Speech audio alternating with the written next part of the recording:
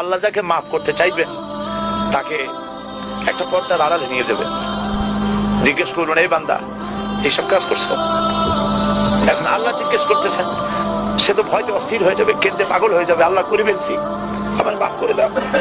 আল্লাহ পাক তার জবানের সমস্ত পাপের কথা শুনে সে যখন অনুতপ্ত হয়ে কাঁদতে থাকবে, আল্লাহ বলবেন, যা মাফ করে দিলাম, জান্নাতে চলে যা। এইটা হচ্ছে হিসাব ইয়াসির। আল্লাহুম্মা হাসিবনি হিসাবান ইয়াসিরা। কাবা শরীফ মানুষ যখন তাওয়াফ করে, এই তাওয়াফের ষষ্ঠ তাওয়াফে একটা দোয়া আছে। এই দোয়া আমি যখনই পড়ি আমি চোখের পানি রাখতে পারি না। ষষ্ঠ চক্করে একটি দোয়া আছে, দোয়াটা হচ্ছে,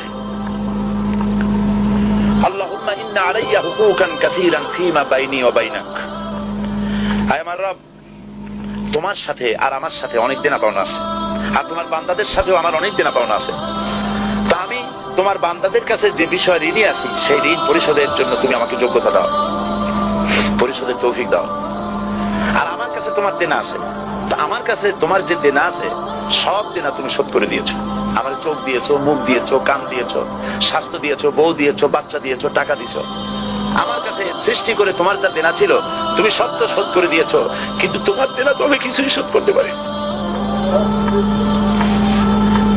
তোমার দেনা আমার শোধ করার একটা পথ আছে মাবুদ, সেই পথটা হলো তুমি আমার মাফ করে দাও।